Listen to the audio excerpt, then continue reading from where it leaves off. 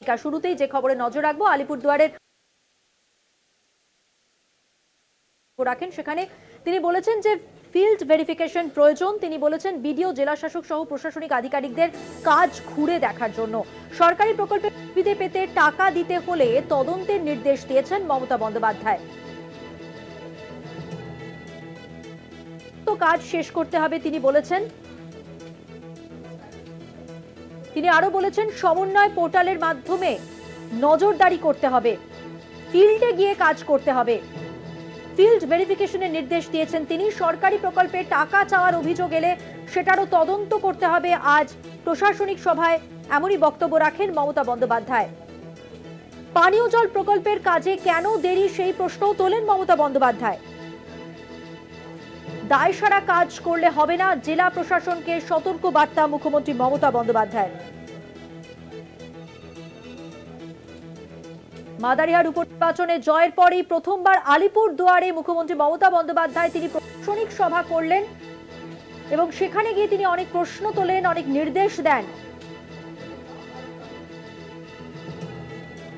শোনাবো আলিপুরদুয়ারের সভা থেকে ঠিক কি বলেছেন মমতা বন্দ্যোপাধ্যায়।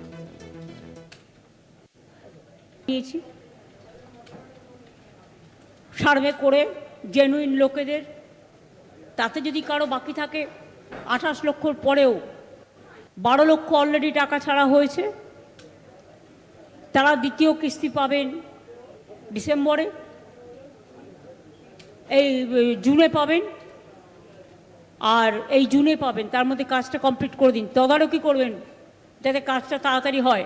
আর এর জন্য কেউ পয়সা চাইবেন না। যে পয়সা চাইবে তার বিরুদ্ধে এফআইআর হবে এবং অ্যাকশন হবে। এটা সরকারের ডাইরেক্ট ফান্ডে ওদের চেকে দিয়ে দেওয়া। বাড়ি আমরা 28 লক্ষ।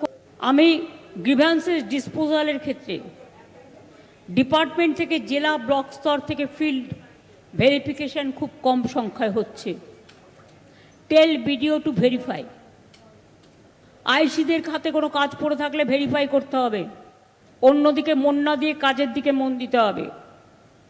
একজন ভালো অফিসারকে সবাই মনে রাখে, একজন ভালো কর্মীকে সবাই মনে রাখে, আর যে খারাপ হয় তাকে ঘৃণা করে।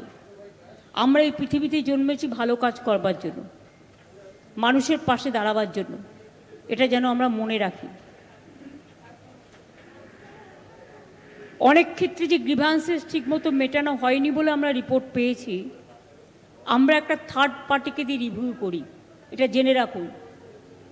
আপনি যদি ব্লকে না করেন, ভাববেন না যে কেসটা আমরা ভুলে গেলাম। আমরা থার্ড পার্টিকে দিয়ে ফিল্ড ভেরিফিকেশন করাই। Quality of disposal is not satisfactory. আমি সবাইকে ফিল্ড ইন্সপেকশন করবার জন্য অনুরোধ করব। চিফ সেক্রেটারি কালকে জেলায় এসে যদি 5-6টা জায়গায় যেতে পারে, তাহলে বিডিওদের ব্লকে ব্লকে ঘুরতে হবে। ICDS centre, mid day meal centre, সুস্বাস্থ্য কেন্দ্র, তাছাড়াও বিএসকে মাঠে কি কাজ হচ্ছে, চা বাগানে কি কাজ হচ্ছে, তাদের সাথে গিয়ে একটু বসে কথা বলা, একটু মেলমেশ করা।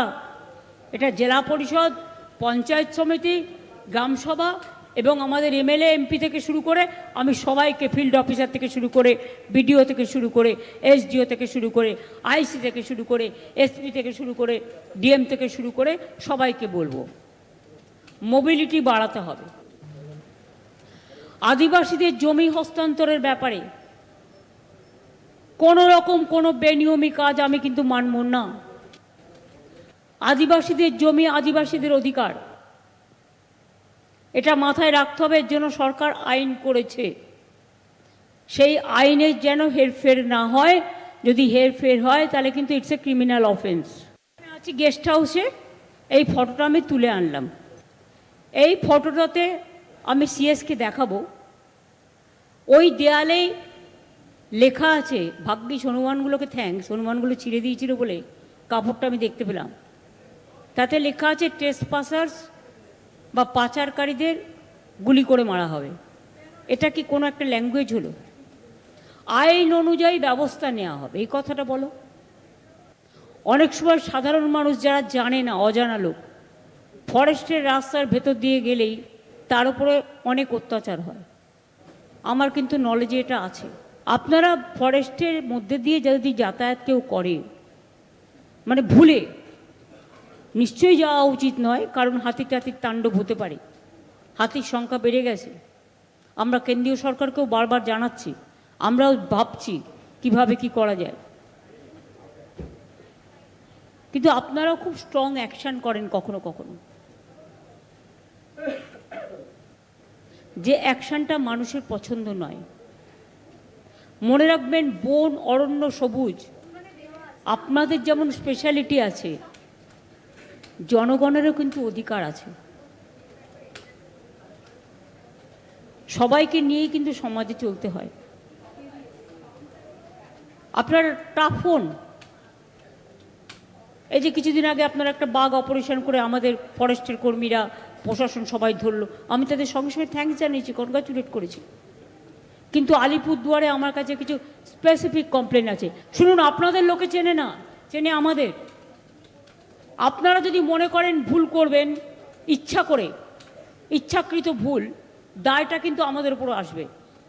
সুতরাং দায় যদি আমাদের উপর আসে, তাহলে আমরাও ছেড়ে কথা নিশ্চয়ই বলবো না। নজর রাখবো পরের খবরে। সঞ্জয়ের সর্বোচ্চ সাজা চেয়ে আমরা জানি রাজ্যের আবেদন, এবং সেই আবেদনের শুনানি কলকাতা হাইকোর্টে ছিল। রাজ্যের আবেদনের গ্রহণযোগ্যতা নিয়ে এবার প্রশ্ন সিবিআই এর আইনজীবীর। রাজ্যের আবেদনের কারণ জানতে চাইলেন বিচারপতি। মামলায় নির্যাতিতার পরিবারকে যুক্ত করা হয়েছে কিনা প্রশ্ন আদালতের। সিবিআই এর আইনজীবীর দাবি, লালু প্রসাদ যাদবের ক্ষেত্রেও একই আবেদন হয়। সেক্ষেত্রে পরিষ্কার হয় একমাত্র সিবিআই নিম্ন আদালতের রায়কে চ্যালেঞ্জ জানাতে পারে। নিম্ন আদালতের রায়কে চ্যালেঞ্জ করে উচ্চ আদালতে আবেদন জানাতে পারে সিবিআই। নির্যাতিতার পরিবারের আইনজীবীর কে জানানো সম্ভব কিনা সেই প্রশ্ন করা হয় আদালতের পক্ষ থেকে। রাজ্যের আইনজীবী জানান, মামলার অনুমতি হলে জানানো হবে। বিচারপতির প্রশ্ন, নির্যাতিতার পরিবারকে কি জানানো সম্ভব? নির্যাতিতার পরিবারের হয়ে আইনজীবী হাজির হলেন আদালতে। রাজ্যের আইনজীবীর দাবি, লালু প্রসাদ যাদবের ক্ষেত্রে পার্থক্য রয়েছে। পাটনা হাইকোর্ট দুর্নীতির পুরো তদন্তভার সিবিআই হাতে দেয়। এখানে নির্যাতিতার পরিবারের পক্ষে এফআইআর রাজ্য করে। প্রাথমিক দায় রাজ্যের ছিল, পরে সিবিআই এর হাতে তদন্তভার যায়। তদন্ত সিবিআই এর হাতে যাওয়ার পর ফের অভিযোগ দায়ের, আর সেই কারণেই আবেদন করেছে রাজ্য, এমনটাই দাবি রাজ্যের আইনজীবীর। সোমবারের মধ্যে নির্যাতিতা অভিযুক্তের আইনজীবীকে ওকালতনামা দাখিলের নির্দেশ কলকাতা হাইকোর্টের ডিভিশন বেঞ্চের। সোমবার মামলার পরবর্তী শুনানি। রাজ্যের আবেদন গ্রহণযোগ্য কিনা সোমবারের শুনানির পর সেই সিদ্ধান্তই নেওয়া হবে। ইতিমধ্যে আমরা জানি, আরজিকর কাণ্ডে চিকিৎসক পড়ুয়াকে ধর্ষণ ও খুনের ঘটনায় দোষী সঞ্জয় রায়ের সর্বোচ্চ সাজা চেয়ে কলকাতা হাইকোর্টের দ্বারস্থ হয়েছে রাজ্য সরকার। যেমনটা আমরা জানি যে গতকালই বিচারপতি দেবাংশু বসাক ও বিচারপতি মোহাম্মদ শাব্বার রশিদের ডিভিশন বেঞ্চে আবেদন করেন অ্যাডভোকেট জেনারেল কিশোর দত্ত। আর এই আবেদনের শুনানি হয় আজ, এবং আদালতে আজ যা হয়, যে দাবি করে সব পক্ষের বক্তব্য আপনাদের সামনে তুলে ধরলাম। এর পরবর্তী শুনানি আগামী সোমবার। আরজিকর কাণ্ডে সোমবার শিয়ালদা আদালতের বিচারক অনির্বাণ দাস সাজা ঘোষণার পরই মুখ্যমন্ত্রী মমতা বন্দ্যোপাধ্যায় তিনি জানিয়েছিলেন তিনি এই রায় খুশি নন। রায়ের বিরুদ্ধে হাইকোর্ট যাবেন বলেও ছিলেন তিনি। আর সেই মতোই সর্বোচ্চ সাজার দাবি জানিয়ে কলকাতা হাইকোর্টের দ্বারস্থ হয় রাজ্য সরকার।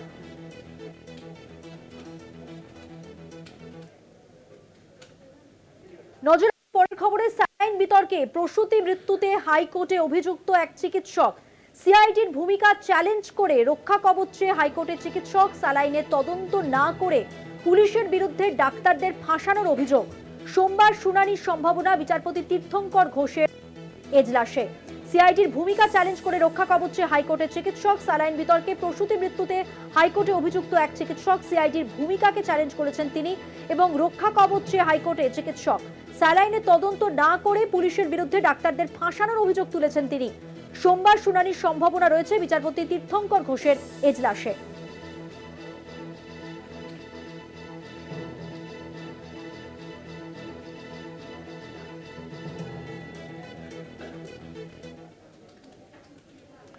পূর্ব মেদিনীপুরের হাসপাতালে প্রসূতি মৃত্যুতে গাফিলতির অভিযোগ খুঁজতে তদন্তের দাবিতে মামলা দায়েরের আবেদন হাইকোর্টের। বিচারপতি তীর্থঙ্কর ঘোষ অনুমতি দিয়েছেন মামলা দায়েরের। 25শে জানুয়ারি মামলার শুনানির সম্ভাবনা। অভিযোগ খুঁজতে তদন্তের দাবিতে মামলা দায়েরের আবেদন হাইকোর্টের বিচারপতি যার অনুমতি দিয়েছেন। প্রসূতি মৃত্যুতে যে গাফিলতি, সেই গাফিলতির অভিযোগ খুঁজতে তদন্তের দাবি, মামলা দায়ের আবেদন হাইকোর্টে। মামলা দায়েরের অনুমতি বিচারপতি তীর্থঙ্কর ঘোষের। 25শে জানুয়ারি মামলার শুনানির সম্ভাবনা।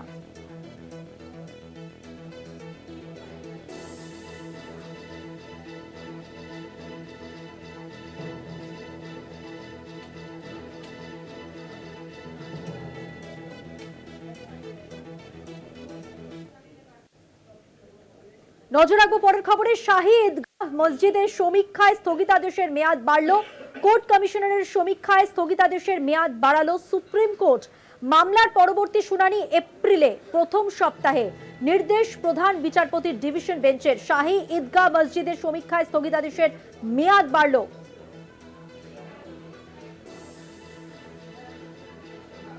কোর্ট কমিশনের সমীক্ষায় স্থগিতাদেশের মেয়াদ বাড়ানো হলো। মেয়াদ বাড়ালো সুপ্রিম কোর্ট। মামলার পরবর্তী শুনানি এপ্রিলের প্রথম সপ্তাহে।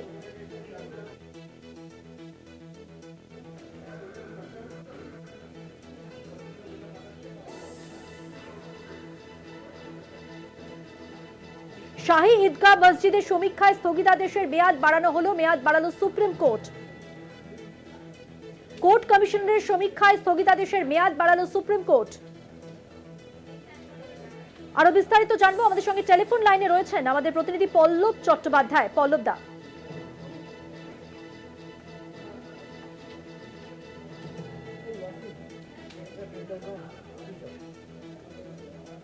কি খবর রয়েছে? দেখো, জন্মভূমি যেটা, সেখানকার যে সৌধ, সেই সৌধটি নিয়ে বিতর্ক দীর্ঘদিনের। 1968 সালে বিবদমান দুই পক্ষের মধ্যে একটা সমঝোতা তোমার চুক্তি হয়। সেই চুক্তি অনুযায়ী ভিন্ন সময়ে দুই পক্ষ সেখানে যেতে পারে, প্রার্থনা জানাতে পারে। কিন্তু পরবর্তীকালে সেই চুক্তি সম্পর্কে দুই পক্ষ থেকেই আপত্তিটা ওঠে এবং সেই চুক্তি একের পর এক মামলা হয়। যে মামলাগুলি চলাকালীন এলাহাবাদ হাইকোর্টে যখন বিষয়টি ওঠে, তখন এলাহাবাদ হাইকোর্ট একসঙ্গে নিম্ন আদালতে চলা 18টি মামলা নিজেদের হেফাজতে নেয়। আর দ্বিতীয়ত এলাহাবাদ হাইকোর্ট জানায় যে ওই সৌধ সমীক্ষার জন্য একজনকে নিয়োগ করা হলো। এই এলাহাবাদ হাইকোর্টের এই দুটি নির্দেশ কিন্তু ঈদগাহ যেটা রয়েছে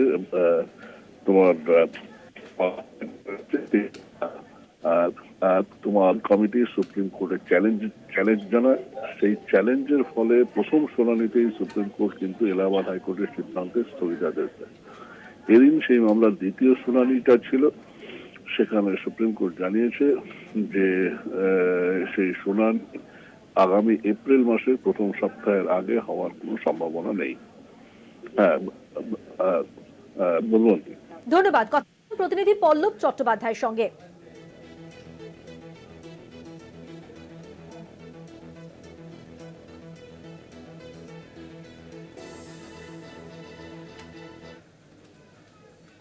এবার যে খবরে নজর রাখবো, নন্দীগ্রামে তৈরি হচ্ছে রাম মন্দির। 150 বিঘা জমির ওপর রাম মন্দিরের শিলান্যাস 6 এপ্রিল। অযোধ্যায় রাম মন্দিরের প্রতিষ্ঠা দিবসে এই মন্দির প্রতিষ্ঠিত হবে এবং উদ্বোধন হবে ঘোষণা করেছেন শুভেন্দু অধিকারী। ঠাকুর চক থেকে রেয়াপাড়া পর্যন্ত শোভাযাত্রায় আজ সামিল হন বিরোধী দলনেতা। 150 বিঘা জমির ওপর রাম মন্দির তৈরি হবে নন্দীগ্রামে। আরো বিস্তারিত জানবো। আমাদের সঙ্গে টেলিফোন লাইনে রয়েছেন আমাদের প্রতিনিধি সৌম্যজিৎ চট্টোপাধ্যায়। সৌম্যজিৎ, আজকে বিরোধী দলনেতা ঠিক কি ঘোষণা করে নন্দীগ্রামে? দেখো মধুবন্তিদি, অযোধ্যায় রাম মন্দিরের প্রতিষ্ঠা দিবস উপলক্ষে আজকে নন্দীগ্রামের ঠাকুরচক থেকে রেয়াপাড়া পর্যন্ত প্রায় 2 কিলোমিটার রাস্তা পদযাত্রা করলেন শুভেন্দু অধিকারী। তিনি যেটা ঘোষণা করেছেন যে আগামী রামনবমীর দিন নন্দীগ্রামের সোনাচূড়াতে তার যে জমি রয়েছে সেই জমির ওপরেই রাম মন্দিরের ভিত্তিপ্রস্তর স্থাপিত হবে। এবং তিনি যেটা বলেছেন যে এই নন্দীগ্রামে তার নিজস্ব জমি রয়েছে, এই নিজস্ব জমির ওপরেই কিন্তু এই রাম মন্দির প্রতিষ্ঠিত হবে। দূর দূরান্ত থেকে যেমন অযোধ্যায় রাম মন্দিরের প্রতিষ্ঠা দিবসে যেমন অনুষ্ঠান হয়েছিল, সেরকম ধুমধাম করে অনুষ্ঠান করেই শিলান্যাস হবে রাম মন্দিরের। এবং এই ঘোষণাই কিন্তু তিনি আজ করে দিয়েছেন নন্দীগ্রাম থেকে। যদিও এই ঘোষণা ঘিরে রাজনৈতিক চাপানোতর শুরু হয়েছে, কারণ তৃণমূল বলছে যে শুধুমাত্র রাজনীতি করার জন্যই শুভেন্দু অধিকারী, রাজ্যের বিরোধী দলের নেতা, তিনি নন্দীগ্রামের মতো জায়গায় আবার রাম মন্দির প্রতিষ্ঠার কথা বলছেন। এবং এই নিয়ে কিন্তু রাজনৈতিক চাপানোতর তুঙ্গে। মধুবন্তী। ধন্যবাদ। কথা বললাম প্রতিনিধি সৌম্যজিৎ চট্টোপাধ্যায়ের সঙ্গে। ঠাকুরচক থেকে রেয়াপাড়া পর্যন্ত আজকে শোভাযাত্রায় সামিল হন শুভেন্দু অধিকারী। চলেছে রাম মন্দির।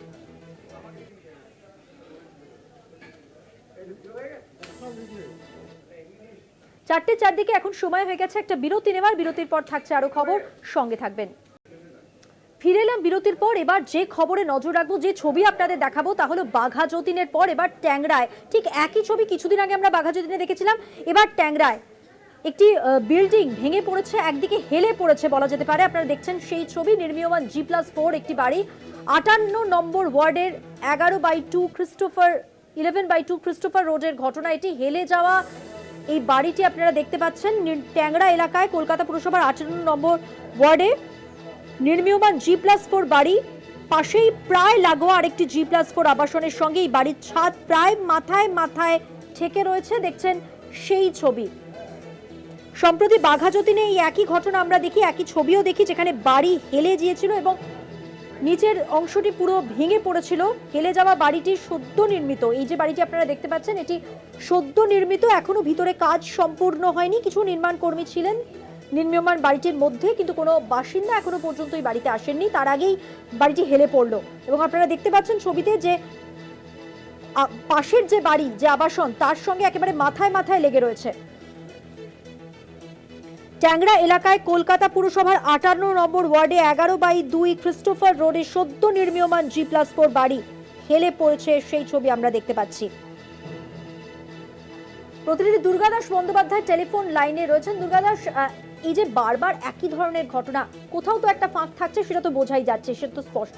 সেক্ষেত্রে এলাকার যারা বাসিন্দা রয়েছেন বা যারা নির্মাণ কর্মীরা এখানে রয়েছেন, কি বলছেন? দেখো, নির্মাণ কর্মীরাও সঠিক বলতে পারছেন না যে ঠিক কিভাবে বাড়িটা এরকম এভাবে হেলে গেল। তার কারণ তাদের বক্তব্য হচ্ছে যে স্ট্রাকচারাল প্ল্যান যেটা ছিল সেইভাবেই তৈরি হয়েছে এবং তার আগে যেভাবে পদ্ধতি মেনে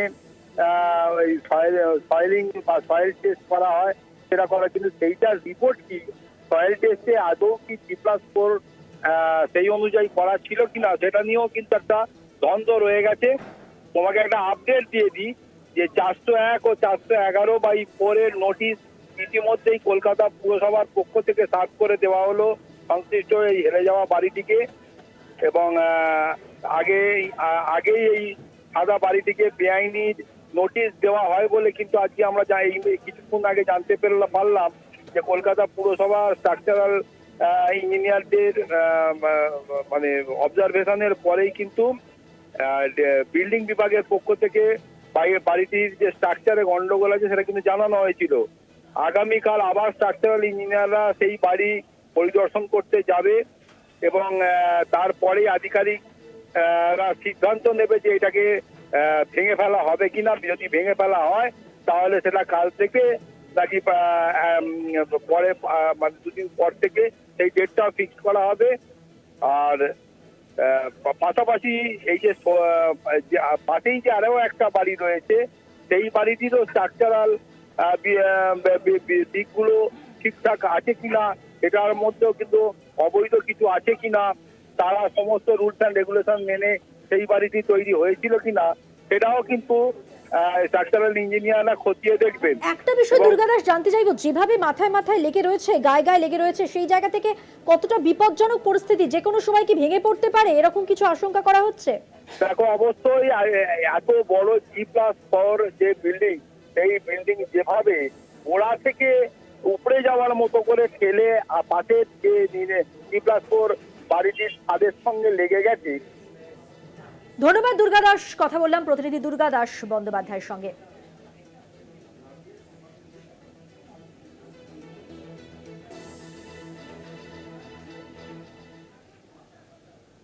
নজর রাখবো পরের খবরে। ব্যারাকপুরে চলল গুলিবিদ্ধ এক যুবক। ব্যারাকপুরের শুট আউটের ঘটনা।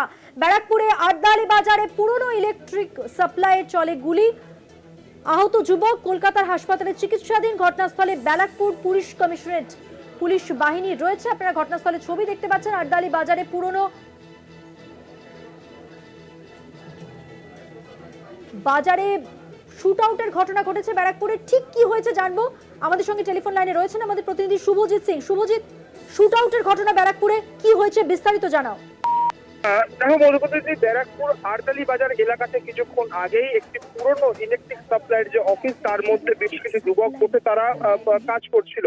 হঠাৎ করে তাদের মধ্যে একটি কোনো ঘটনা নিয়ে বচসা শুরু হয়। বচসার জেরে মোহাম্মদ ইমদাদ নামে এক যুবককে লক্ষ্য করে পরপর 3 রাউন্ড গুলি চালানো হয়। একটি গুলি তার হাতে লাগে এবং রক্তাক্ত অবস্থায় সে মাটিতে সেখানে লুটিয়ে পড়ে। স্থানীয় বাসিন্দারা তাকে উদ্ধার করে নিয়ে যায় ব্যারাকপুর ডাক্তার বিএন বসু মহকুমা হাসপাতালে। অবস্থার অবনতি ঘটলে সেখান থেকে স্থানীয় একটি বেসরকারি হাসপাতালে তাকে নিয়ে যাওয়া হয়েছে। ইতিমধ্যেই ব্যারাকপুর পুলিশ কমিশনারেটের উচ্চপদস্থ পুলিশ কর্তারা ঘটনাস্থলে উপস্থিত হয়েছেন। ব্যারাকপুর থানার পুলিশ আধিকারিকরা উপস্থিত হয়েছেন, খতিয়ে দেখছেন গোটা বিষয়। এবং তাছাড়াও যে ব্যারাকপুর এবং টিটাগড় থানার যে ঘটনা মধ্যবর্তী যে ঘটনাস্থল, সেখানে কিন্তু 2 থানার পক্ষ থেকে ইতিমধ্যেই বিশেষ পুলিশ বাহিনী সেখানে পাঠানো হয়েছে। এবং কি কারণে গুলি চললো এবং কেন গুলি চালানো হলো সেই বিষয়ে কিন্তু খতিয়ে দেখা হচ্ছে পুলিশের তরফ থেকে। যদিও অভিযুক্ত ব্যক্তিকে এখনো পর্যন্ত ধরা যায়নি, তার খোঁজে ইতিমধ্যেই তল্লাশি শুরু করা হয়েছে বিভিন্ন জায়গায়। ব্যারাকপুর সহ ব্যারাকপুর সংলগ্ন যেসব গঙ্গার ঘাটগুলি রয়েছে, ফেরি ঘাটগুলি রয়েছে, সেদিকেও কিন্তু বিশেষভাবে একটি নজর দেওয়া হয়েছে পুলিশের তরফ থেকে। এলাকার বেশ কয়েকটি সিসিটিভি ক্যামেরা রয়েছে, সেখানেও কিন্তু খতিয়ে দেখা হচ্ছে যে কে বা কারা এই ঘটনায় গুলি চালালো। সব থেকে তাৎপর্যপূর্ণ কথা হচ্ছে, যেই জায়গায় গুলি চলেছে অর্থাৎ যে পুরনো ইলেকট্রিক সাপ্লাই অফিস, সেখান থেকে মাত্র 100 মিটারের মধ্যে রয়েছে ব্যারাকপুর পুলিশ কমিশনারেটের কমিশনার অফ পুলিশের অফিস। এবং কমিশনার অফ পুলিশের অফিসের কাছ থেকে এত কাছে কিভাবে গুলি চললো সেই বিষয়ে কিন্তু খতিয়ে দেখা হচ্ছে। এই মুহূর্তে শুভজিৎ কি পরিস্থিতি ওখানে? দেখো, ঘটনায় উত্তেজনামূলক পরিস্থিতি, থমথমে একটা পরিস্থিতি এই মুহূর্তে রয়েছে গোটা এলাকাতে। পুলিশের তরফ থেকে গোটা ঘটনাস্থল কর্ডন করে রাখা হয়েছে এবং বিশেষ করে যে ঘটনায় যেখানে যারা ছিল সেই মুহূর্তে তাদেরকেও ইতিমধ্যে 2-1 জনকে আটক করে নিয়ে যাওয়া হয়েছে স্থানীয় থানাতে এবং জিজ্ঞাসাবাদের কাজ ইতিমধ্যে শুরু হয়েছে। মধুবন্তী, ধন্যবাদ শুভজিৎ। কথা বললাম প্রতিনিধি শুভজিৎ সিং এর সঙ্গে। घर से निकला, बाहर निकला, इसका भतीजा गोली मार दी। और सब था, सबका नाम नहीं क्या काम करता है? नहीं मालूम, किसी को नहीं चीज़ क्या काम करता है? क्या काम करता है? आपका लड़का क्या काम करता था? इनको नहीं ये झगड़ा मोहल्ला का हुआ क्या नहीं, झगड़ा मोहल्ला में हुआ, मोहल्ला का झगड़ा लेके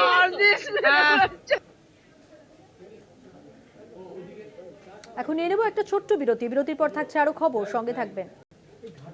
ফিরে এলাম বিরতির পর। 13ই জানুয়ারি থেকে শুরু হয়েছে উত্তরপ্রদেশের প্রয়াগরাজে মহাকুম্ভ।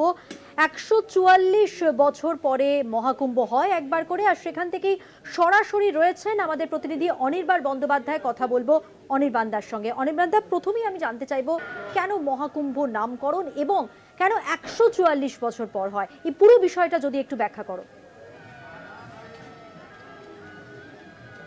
দেখো, এই দুটো প্রশ্নই কিন্তু একে অপরের সঙ্গে জড়িয়ে রয়েছে।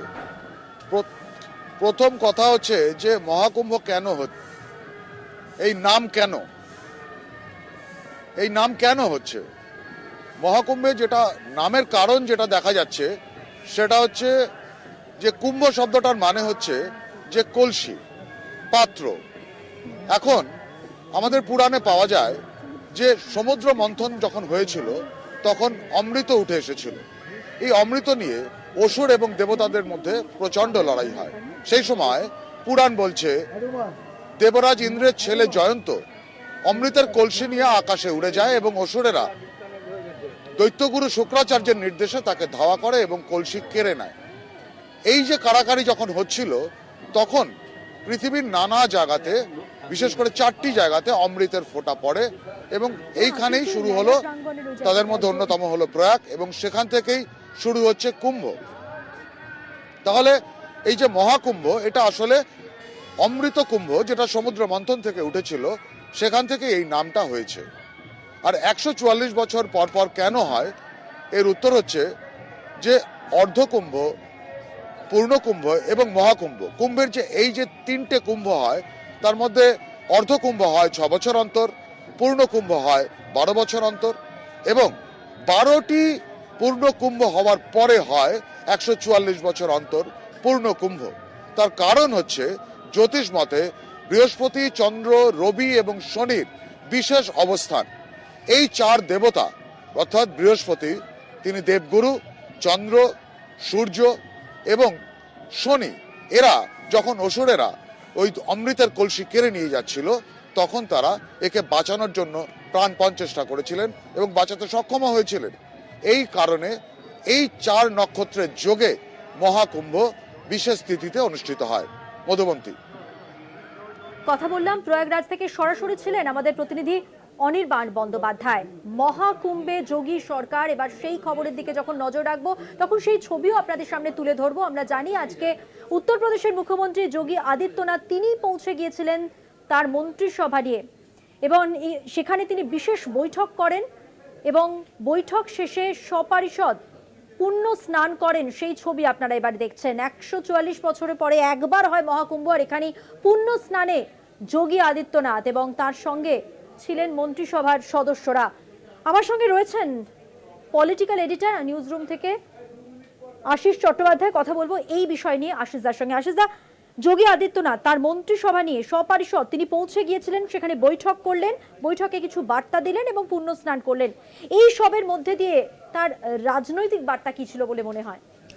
দেখো, যে ছবি আমাদের দেখতে হচ্ছে যে পুরো ক্যাবিনেট চান করতে নেমে গেছে এবং বেশিরভাগই খালি গায়ে। সেটার জন্য সব ক্যামেরাওয়ালারা রেডি, তাদের আগের থেকেই পজিশন দিয়ে দেওয়া হয়েছে যাতে চান করার, খালি গায়ে চান করার ছবিটা সারা দেশ জুড়ে ভালো করে দেখিয়ে দেওয়া যায়। এবং পুণ্য সঞ্চয় কি হবে জানি না, যোগী আদিত্যনাথ অন্তত আশা করছেন এর ফলে তার যে মন্দভাগ্য শুরু হয়েছে লোকসভা নির্বাচন থেকে এবং সেখানে বিপুলভাবে বিরোধীরা জিতেছেন, সমাজবাদী পার্টি, কংগ্রেস অনেক সিট বাড়িয়ে নিয়েছে, সেই মন্দভাগ্য কেটে যেতে পারে গঙ্গার জলে না হলেও অন্তত ক্যামেরার ছবিতে। এবং সেই জন্যই সেখানে পুরো ক্যাবিনেট সদস্যদের নিয়ে গেছেন। সবাই রাজি ছিল কিনা জানি না ওই ঠান্ডায় ওইরকমভাবে চান টান করতে, খালি গায়ে কিন্তু সবাইকে নিয়ে গেছেন। এবং তারপরে ওখানে নাকি স্পেশাল ক্যাবিনেট মিটিং হবে। স্পেশাল ক্যাবিনেট বলে কোনো ঘটনা সংবিধানে কোথাও লেখা নেই, এ যোগীর মাথার থেকেই বেরিয়েছে।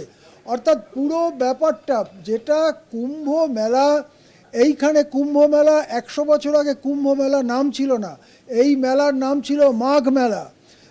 সেই মাঘ মেলা পরবর্তীকালে কুম্ভ মেলা নাম হয়েছে।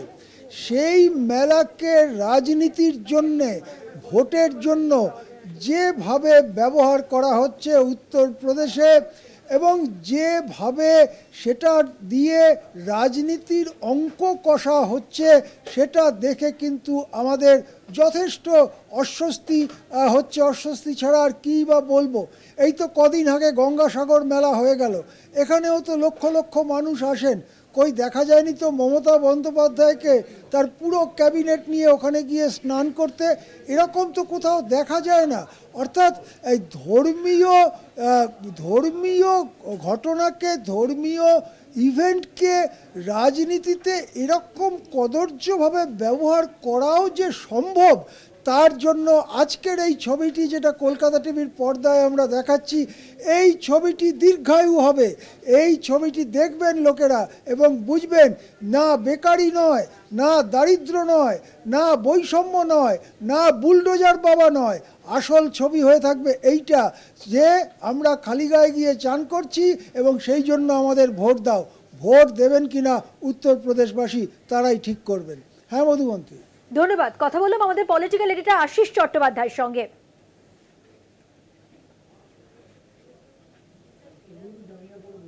মহাকুম্ভের যে ছবি আপনাদের আমরা এই মুহূর্তে দেখাচ্ছি, আজ সকালে, আজ দুপুরের ছবি, যেখানে মহাকুম্ভে যোগী সরকার মন্ত্রিসভার বৈঠক করার পর পুণ্য স্নান করলেন।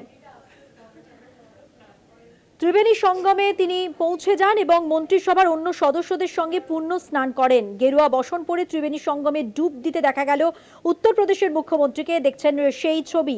যোগী আদিত্যনাথকে জলের মাঝে ঘিরে রাখেন তার নিরাপত্তারক্ষীরা। স্বাভাবিকভাবেই জোরদার করা হয় মেলার মাঝে নিরাপত্তা। মন্ত্রিসভার সদস্যদের নিয়ে কড়া নিরাপত্তার মোড়কে মহাকুম্ভে ডুব দিতে দেখা গেল উত্তরপ্রদেশের মুখ্যমন্ত্রীকে।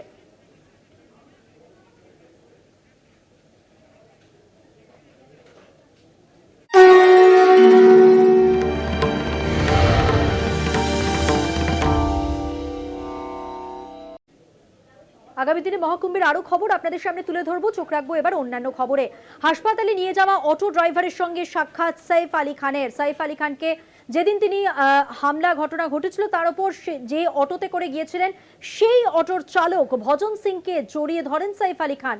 শুভেচ্ছা জানান শর্মিলা ঠাকুর। মঙ্গলবার হাসপাতালে সাইফের সঙ্গে সাক্ষাৎ করেন ওই অটো চালক। দেখছেন সেই মুহূর্তের ছবি যখন তিনি সাইফ আলী খানের সঙ্গে দেখা করতে গিয়েছিলেন।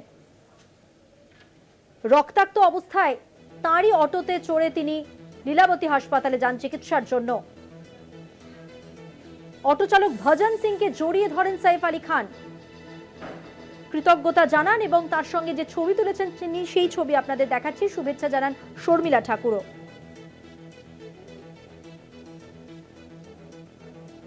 মঙ্গলবার হাসপাতালে সাইফ আলী খানের সঙ্গে দেখা করেন অটো চালক ভজন সিং।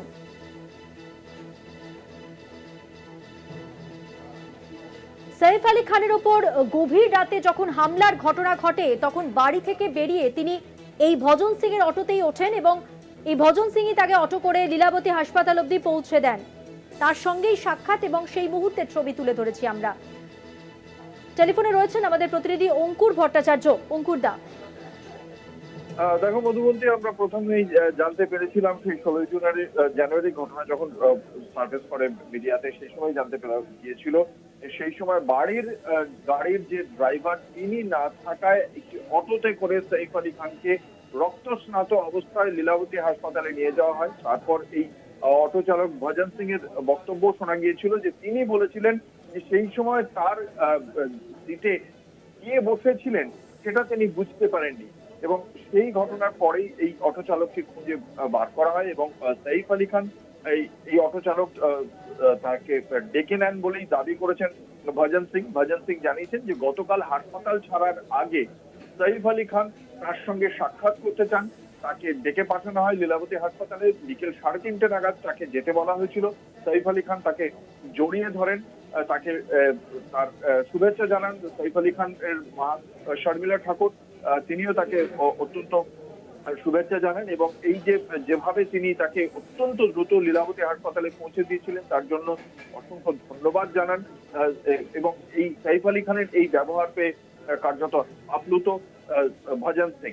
সেই ছবি উঠে এসেছে এবং একই সঙ্গে তাকে তিনি বলেছেন যে তার সন্তানরাও ছিলেন, তারাও তাকে যথেষ্ট ধন্যবাদ জানিয়েছেন বলেই জানিয়েছেন ভজন সিং। ধন্যবাদ। কথা বললাম প্রতিনিধি অঙ্কুর ভট্টাচার্যের সঙ্গে। ভজন সিং রানা বুধবার রাতে রক্তাক্ত সাইফকে ইনি হাসপাতালে পৌঁছে দেন এবং এই মুহূর্তে যে ছবি আপনারা দেখতে পাচ্ছেন সাইফ আলী খানের সঙ্গে তিনি দেখা করতে যান মঙ্গলবার, সেই মুহূর্ত তিনি ধরে রেখেছেন, সেই ছবি আমাদের কাছে।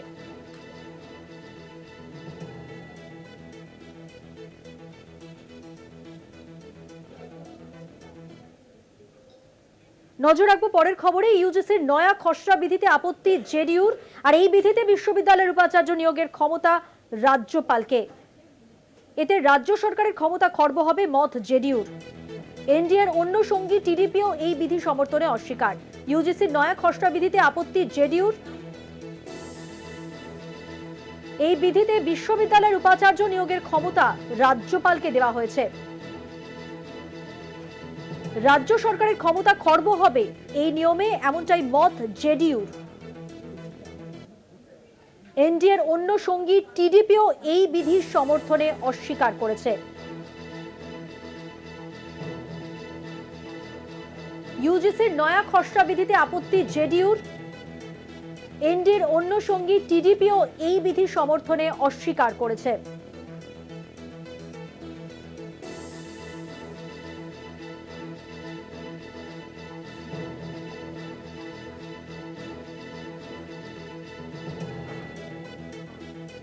আরো বিস্তারিত জানবো, আমাদের সঙ্গে টেলিফোন লাইনে রয়েছেন আমাদের পলিটিক্যাল এডিটর আশিস চট্টোপাধ্যায়। আশিস দা, দেখো, ইউজিসির যে নতুন খসড়া বিধি প্রকাশিত হয়েছে, কেন্দ্রীয় সরকার যে বিধি প্রকাশ করেছে তাতে এমন অনেক বিষয় আছে যাতে আপত্তি করা যায়। প্রথমেই জানিয়ে রাখছি যে ভারতীয় সংবিধানে শিক্ষা যুগ্ম তালিকাভুক্ত, অর্থাৎ রাজ্যের এবং কেন্দ্রের দুই সরকারেরই তাতে অধিকার রয়েছে।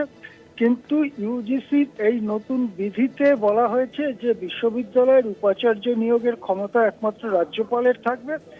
এই নিয়েই সারা দেশ জুড়ে বিরোধীরা সোচ্চার হয়েছে। ইতিমধ্যেই প্রস্তাব পাশ হয়েছে তামিলনাড়ু এবং কেরালা বিধানসভায়। এবারে দেখা গেল এনডিএর মধ্যেও এই বিধি নিয়ে ফাটল। এবারে দেখা গেল যে জেডিইউ অর্থাৎ জনতা দল ইউনাইটেড তারাও বিরোধীদের সঙ্গে কণ্ঠ মিলিয়ে বলছেন যে এতে রাজ্য সরকারের ক্ষমতা খর্ব করা হবে। সুতরাং তারাও এই বিধির পক্ষে নয়, তারা বিরুদ্ধে, এবং তারা বলছেন যে উপযুক্ত সময় সেটা জানানো হবে।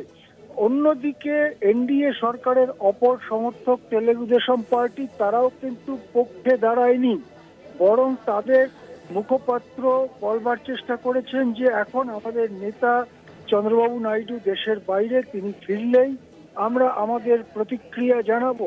এক কথায় বলা যেতে পারে ইউজিসির এই খসড়া বিধিতে যেভাবে রাজ্যের অধিকারকে খর্ব করা হয়েছে তা নিয়ে যেমন বিরোধীরা সরব, তেমনি ফাটল চওড়া হচ্ছে এনডিএর ভেতরেও এবং মোদী সরকারের ভেতরেও। হ্যাঁ মধুবন, ধন্যবাদ। কথা বললাম প্রতিনিধি আশিস, পলিটিক্যাল এডিটর আশিস চট্টোপাধ্যায়ের সঙ্গে।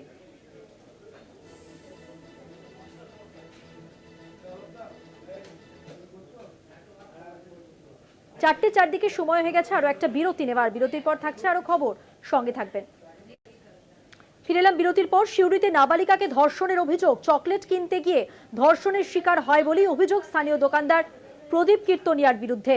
ঘটনার পর থেকে পলাতক অভিযুক্ত তার দাদাকে আটক করে নিয়ে গিয়েছে পুলিশ। ক্ষুব্ধ এলাকাবাসীরা বুধবার সকালে অভিযুক্তের গ্রেপ্তারির দাবিতে তার দোকান ভাঙচুর করে। চকলেট কিনতে যাওয়াই হলো কাল, নাবালিকা ক্রেতাকে ধর্ষণ, পলাতক অভিযুক্ত দোকানদার। উত্তাল হাটজন বাজার এলাকা। সিউড়ির হাটজন বাজার এলাকার বাসিন্দা ওই নাবালিকা মঙ্গলবার রাতে স্থানীয় প্রদীপ কীর্তনিয়ার দোকানে গিয়েছিল চকলেট কিনতে। পুরো বিষয়টি দেখেন দোকানেরই উল্টো দিকের এক প্রতিবেশী। তিনি জানান, সেই সময় দোকানে আরো অনেকে ছিলেন। সব ক্রেতাদের জিনিস দিলেও নাবালিকাকে দীর্ঘক্ষণ দাঁড় করিয়ে রাখে প্রদীপ। এরপর দোকান ফাঁকা হতেই তাকে নিয়ে ভিতরে চলে যায়। দীর্ঘক্ষণ পরেও ফেরেনি সে। এতে সন্দেহ হয় মহিলার। বেশ কিছুক্ষণ পরেও নাবালিকা দোকান থেকে না বেরোনোয় প্রদীপকে তার ব্যাপারে জানতে চায়। তখন প্রদীপ দাবি করে কোনো নাবালিকা তার দোকানে ঢুকেইনি। তারপরেই ওই মহিলা দোকান এবং দোকান লাগোয়া ঘরে নাবালিকার খোঁজ চালায়, কিন্তু ততক্ষণে ওই নাবালিকাকে বাড়ির পিছন দরজা দিয়ে বের করে দেয় দোকানি। কোথায় হয়েছে ঘটনাটা?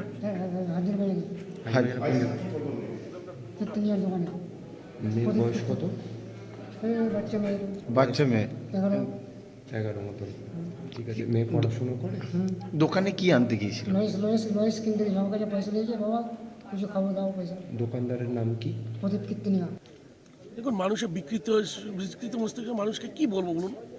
কেউ যদি বিকৃত মস্তিষ্ক হয়, এর সঙ্গে কিছু বলার আছে? মানুষকে সচেতন যদি না হয়, একটা রায় বেরোলো আর্জি করেন, তারপরেও মানুষ যদি সচেতন না হয়, এর বাইরে আর কি বলার আছে? আপনারা চাইছেন শাস্তি হোক? অবশ্যই ইমিডিয়েটলি তাকে, যে মাটির তলে থাকলে মাটির তল থেকে তাকে খুঁজে বের করতে হবে। এদিকে নাবালিকা বাড়ি গিয়ে গোটা বিষয়টি জানায়। রাতেই থানায় অভিযোগ দায়ের হয়। পুলিশ নাবালিকাকে মেডিকেল টেস্টের জন্য নিয়ে যায় হাসপাতালে। তারপর বুধবার সকাল থেকে শুরু উত্তেজনা। অভিযুক্তকে গ্রেপ্তারির দাবিতে উত্তাল হয়ে ওঠে হাটজন বাজার এলাকা। অভিযুক্তের বন্ধ দোকানেই ভাঙচুরের চেষ্টা করে উত্তেজিত জনতা। জ্বালানো হয় টায়ার, রাস্তা অবরোধ করেন মহিলারা। পরে পুলিশের উপস্থিতিতে পরিস্থিতি আয়ত্তে আসে। আটক করা হয়েছে অভিযুক্তের দাদাকে। কলকাতা টিভি।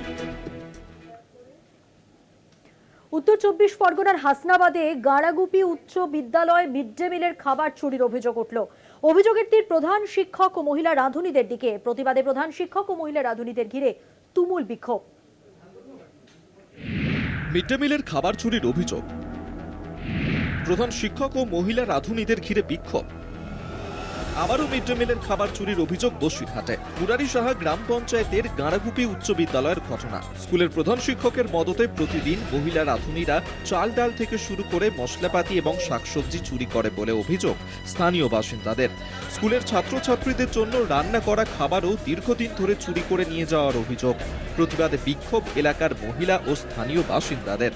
কালকে রান্নার জন্য কিছু মাল দিয়েছিল, সেসবগুলো চুরি ধরা পড়ে। ধরার পর অনেকদিন থেকে হচ্ছে এসব কিছু। দুর্গাপূজার সময় চাল ঢুকেছিল, সেই চালগুলো দেয়নি, বিতরণ করি, সেই চাল হিসেবগুলো আমরা চাই। শুধু মিড ডে মিলের খাবার চুরি নয়, স্কুলের প্রধান শিক্ষক নির্মলেন্দু মাহাতোর বিরুদ্ধে আরো একাধিক অভিযোগ এলাকাবাসীর। স্থানীয়দের অভিযোগ, নির্দিষ্ট সময়ে স্কুলে আসেন না প্রধান শিক্ষক। স্কুলে ভর্তির জন্য ছাত্রছাত্রীদের কাছ থেকে নেওয়া হয় অতিরিক্ত ফি। যদিও সমস্ত অভিযোগ অস্বীকার করেছেন প্রধান শিক্ষক নির্মলেন্দু মাহাতো। 240 টাকার বেশি কারো কাছ থেকে নেইনি, কেউ দাবিও করিনি, এটা আমার ভর্তির ফিজ। মাঠে ছিলাম, আমি এখানে ছিলাম না, আমি তাদের মুখে শুনবো, তারপর আমার শোনা হয়নি। মিড ডে মিলের খাবার চুরির অভিযোগ অস্বীকার করেছেন মহিলা রাঁধুনিও। না স্যার, বাড়ি নিয়ে যাওয়ানো হয় না কোনো সময়। কালকে এমনি মালমাত্রা বেশি দিয়েছিল, দোকানে হচ্ছে পাত্র খাবার ছিল না বলে আমাকে একটা কেটলি, দুটো কেটে নিয়ে আসে, একটা ভাত একটা তরকারি নিয়ে মতন নিয়ে আসি। সেই মালমাত্রাগুলো বেশি ছিল বলে অতি রেখে দিয়েছিলাম যে মাস্টারে এখানে আসলে আমরা দিয়ে দেবো। তা মাস্টার আসার আগেও হচ্ছে ম্যাডামেরা এসে ওইসবগুলো করে। এর আগেও রাজ্যের একাধিক স্কুলে মিড ডে মিলের খাবার চুরির ঘটনা সামনে এসেছে। সেই ঘটনার প্রতিবাদে বিক্ষোভের ছবিও নতুন নয়। তারপরেও রোখা যাচ্ছে না মিড ডে মিল চুরির ঘটনা। শিশুদের খাবার চুরি যেন নিত্য নৈমিত্তিক ঘটনা হয়ে দাঁড়িয়েছে এ রাজ্যে। কলকাতা টিভি। চোখ রাখবো মণিপুরের খবরে। মণিপুরে বিজেপি হারালো নীতিশের সমর্থন। মণিপুরে জেডিইউর একমাত্র বিধায়ক এখন থেকে বিরোধী আসনে বসবেন। বিধানসভা নির্বাচনের সময় জেডিইউ 6টি আসন জেতে, আর এর মধ্যে 5 জন আগেই পদত্যাগ করে বিজেপিতে যোগ দিয়েছে।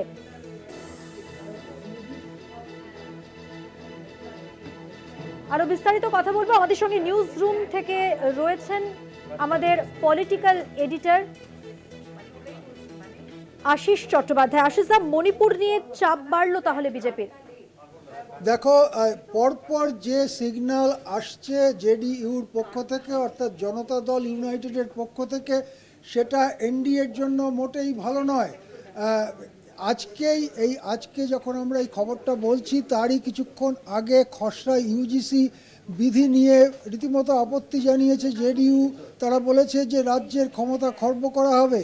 এবারে যে খবর আমাদের কাছে আসছে, মণিপুরে এনডিএ ত্যাগ করলো জনতা দল ইউনাইটেড, অর্থাৎ নীতিশ কুমারের দল মণিপুরে বিজেপির বীরেন্দ্র সিংহ সরকারের থেকে সমর্থন প্রত্যাহার করে নিল। মণিপুরে তাদের যে একমাত্র বিধায়ক আছেন তিনি বিরোধী আসনে বসবেন, এটাই জানিয়ে দিল নীতিশ কুমার।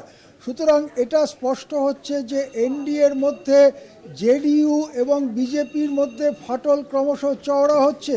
যেহেতু এই বছরের শেষের দিকেই বিহারে বিধানসভার নির্বাচন, যেহেতু বিহারে মুখ্যমন্ত্রী পদপ্রার্থী হিসেবে এখন থেকে নীতিশকে মেনে নিতে বিজেপি রাজি নয়, যেহেতু মহারাষ্ট্রের সিটিং চিফ মিনিস্টার একনাথ শিন্ডেকে সরিয়ে দেবেন্দ্র ফডনবিসের মুখ্যমন্ত্রী হওয়ার ঘটনাটা সকলের সামনে আছে, সেই জন্য নীতিশ কুমারের কপালে চিন্তার ভাঁজ।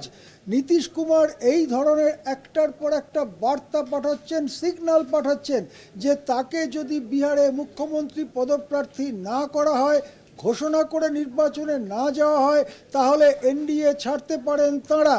এদিকে জেডিইউর 12 জন লোকসভার সাংসদ আছেন এবং 293 জন যে সাংসদের সমর্থনে মোদী সরকার চলছে, তার মধ্যে এই 12 জন আছেন। 12 জন যদি সমর্থন প্রত্যাহার করে নেন, তাহলে মোদী সরকারের সমর্থনে অঙ্কের হিসেবে থাকবে 281, 273 লাগে মেজরিটির জন্য, গরিষ্ঠতার জন্য। সুতরাং দিল্লিতে মোদী সরকারের পক্ষেও বড় সংকট হতে পারে যদি জেডিইউ দিল্লিতে কেন্দ্রীয় সরকারের থেকেও সমর্থন প্রত্যাহার করে। সব মিলিয়ে মণিপুরে এনডিএ ছেড়ে বেরিয়ে আসার যে খবর আমরা পাচ্ছি, সেই খবর কিন্তু অত্যন্ত রাজনৈতিক তাৎপর্যপূর্ণ। মধুবন্তী, অনেক ধন্যবাদ। কথা বললাম আমাদের পলিটিক্যাল এডিটর আশিস চট্টোপাধ্যায়ের সঙ্গে।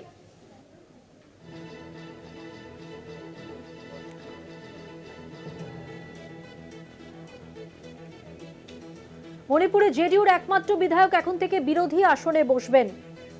মণিপুরে আরো চাপ বাড়ল বিজেপির। হিংসাদীর্ণ মণিপুরে এন বীরেন সিংহের সরকারের থেকে এবার সমর্থন তুলে নিল নীতিশ কুমারের দল।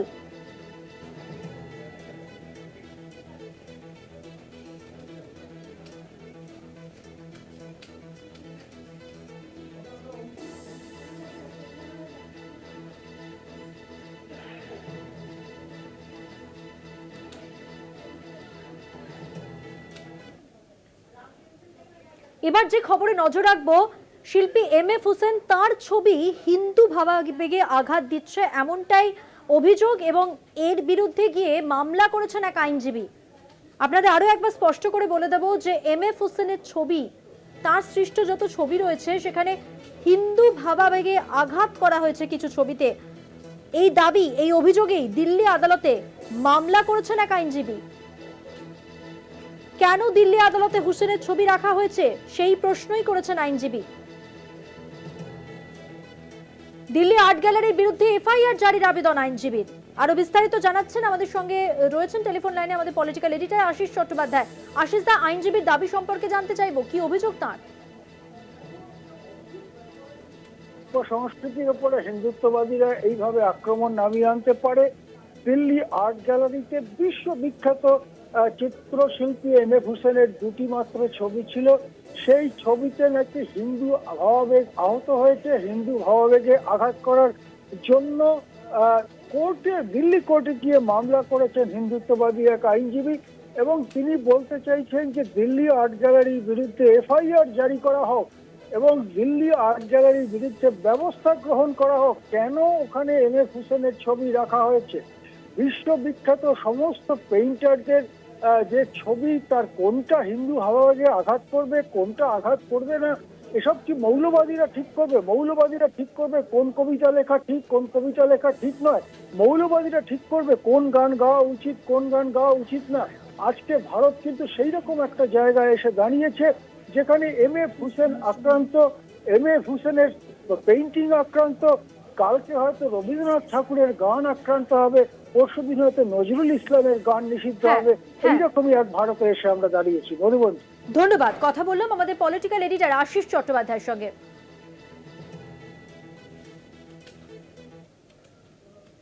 4টের চারদিক আজকের মতো এ পর্যন্তই। দেখতে থাকুন কলকাতা টিভি, রাত দিন 7 দিন।